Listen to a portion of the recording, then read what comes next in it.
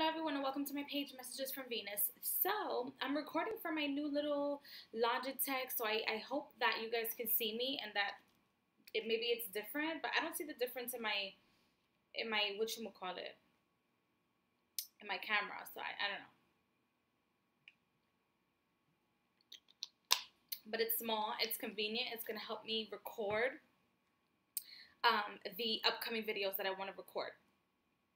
But for today, I want to do, if you see me looking in this direction in your camera, but in this direction in mine, it's because I'm looking to see like what videos I want to talk about today.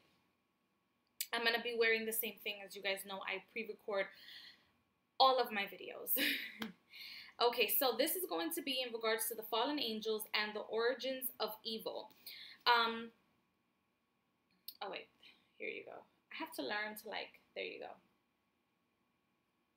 So if you didn't know, I'm doing a series of books that I have read or that I want to read, and I'll post them up.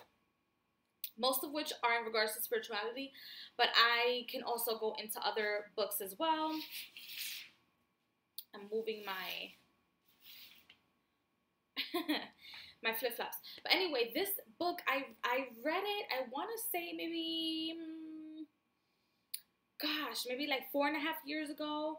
And this book is one of the first books that I read in regards to reading books outside of the Bible. So if you are a Christian, or if you're trying to get out of the faith, or if you are coming back to spirituality and you want to understand the missing pieces within that mythology or that story, then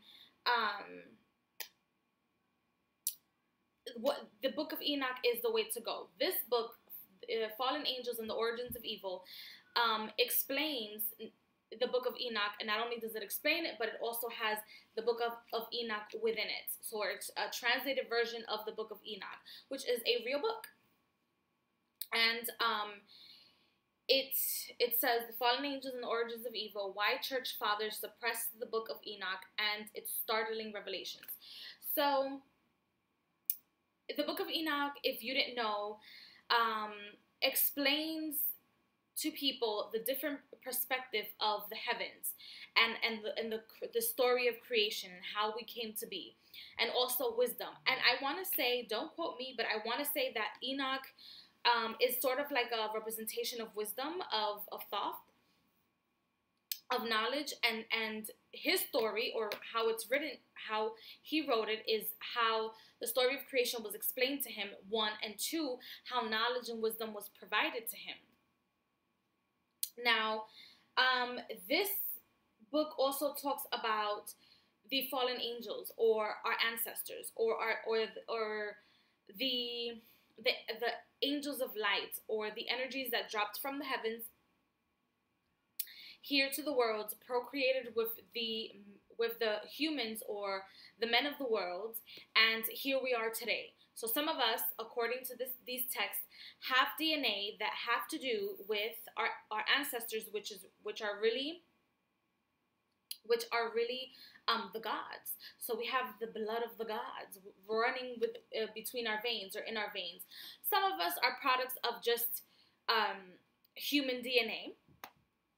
Some of us cannot retrace back to I don't know, some of the gods, according to this text. I'm quoting what the book says, which I do believe. So some of us cannot be retraced back. Some people say that people with Rh negative blood type, or if you reincarnate with Rh negative blood type, you have the bloods of the gods and goddesses. So you might be a descendant of the gods and goddesses. The Book of Enoch also explains Christianity and Judaism together. It has like a mixture of both. And it also explains the stories of a Messiah, or the explanation of a Messiah and what that really means. Not just for the Christians, the people that follow the Christian faith, but also for the Jews, and also for the fallen angels. What else? This book also has prophecies. It's more, the book of Enoch is very much a prophetic book. And so he finds himself writing, and it's kind of like within his recollection, he finds himself writing everything that he saw in the heavens and all the trips that he took. Some people say that Enoch was astral traveling, and clearly he must have been astral traveling if he didn't physically die, and was taken to the heavens, shown everything. That the book never says that. The book just says that he was, the book just does say that he was taken up to the heavens, and the clouds opened up to this reality and all of this stuff.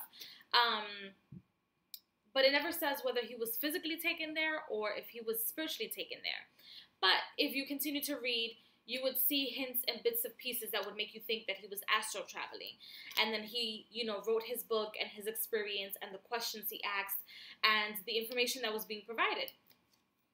This book also talks about the angels. And it gives you a different perspective of the angels. It gives you the perspective of the angels as the watchers. Some of us that read the tarot or that are collectors of tarot decks, whether you read them or not, have came across the Watcher's Tarot deck, which is in regards to the fallen angels. And the creators of that deck claim to have possession and information that they are descendants of these fallen angels, and the stories in their family and in their genetic tree have always been present. And the creators of the deck were never allowed to forget because their father would tell them stories and etc., etc. This book kind of touches on that, where some people do not allow those stories to die or pass away, and so they talk about the Watchers. And those of us that have the DNA of the Watchers and who watch upon humanity and who have the ability to transmute energy as they please for humanity. The only thing that I dislike about the perspective of the Watchers is the need for slavery. Somewhere along the line, not just according to the text, but according to what the text does not tell you, which is a very important aspect of your knowledge or your ability to do research or your ability to see above and beyond, is the aspect of reading in between the lines and seeing the information for what it is, which I learned to do the hard way when I first started researching in regards to spirituality. I was emailing everybody under the fucking sun in YouTube. I was watching videos like crazy, not because I wasn't manifesting, but because it was difficult for me to believe that this was the way, or this was a way, right? But back to the book. The only thing that I disagree is the whole notion of humans were created to be slaves. I don't know. Okay.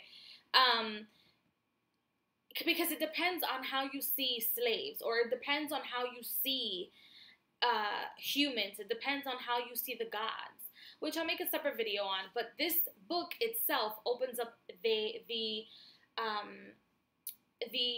melting pot of questions in regards to how other cultures or how Jews or how other people see Jesus Christ, or how many Jesus Christ has there been, or how many Jesus Christ-like beings have been placed on this planet, reproduced themselves with humans, or the first humanoids, and here we are today. It's a fantastic and absolutely amazing story, but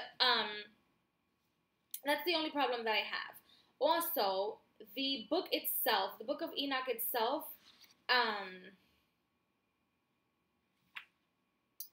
number one, it is a true book, like it's a physical book that they found. The scrolls of Enoch, they found these texts. But this book allows people, especially those of you that are trying to learn a little bit more about Christianity and different aspects of Christianity and the different perspective that there are within the Christian faith. it references the Bible. So it's if you know the Bible, it's easy to read. If you don't know the Bible, it's going to be a little bit difficult because you won't know what they're talking about. You won't know, like, okay, in the book of John, this book is about this, or this is the perspective of that. Even though all of the books are the same story told by different people, basically. Except for like the book of Psalms, it's just a book of different prayers to attain different frequencies within this text. But this book in and of itself brings also about different characters that are mentioned within the Bible that we know today. The King James Bible, which I have it next to me all the time. Excuse me. But the King James Bible, whoa, I apologize. But the King James Bible does not have the book of Enoch and is missing these texts. I love this book because it is a easy read, even though it seems like a chunky book, but it is an easy read. And it gives a lot of references that you can always research and read other books and read other articles. And it just allows you to see other perspectives of the story of creation and how to connect to people that actually believe that they're connected to these beings, which makes the story even more real. For those of you that don't believe in Jesus Christ, it gives you also another perspective of of the entity that Jesus Christ has evolved into, where it came from, and you know, how it evolved, or how that entity has evolved in different phases of humanity or in different times of humanity. So it's a really good read. It's not going to get boring, especially if you know nothing about either conspiracy theories, the fallen angels, the Watchers, who the Watchers are what people consider the Watchers to actually be. So it's a great text. And it also allows, I know for me it did, and it allowed me to stop being afraid of the book of Revelations, because that book was so fucking scary to me. Even as a kid, it was scary. But it's not scary because I'm like, you know, if our ancestors did it, if there was such a being called Enoch that walked this earth, and he knew about the book of Revelations, and he knew what the book actually meant, as opposed to this, you know, being afraid of this God or this entity, and how this book breaks it down, then it makes it much easier, because you're not afraid anymore. That you understand that the book of Revelations is just creation being told. It gets closed off somewhere, shape, or form, or somewhere along the line, history gets closed off or gets played with or tangled with, which shows you the power of humans, or the power that human beings can carry and can obtain with their willpower. In this book, between the lines, that's all I got. So I hope you guys purchase this book, especially those of you that are Christians and want to see or continue to see Christianity, number one, for what it is, and number two, for what happened before the Christian movement actually started. So I will see you guys in another video, and I hope everyone has a blessed day, night, wherever you guys are.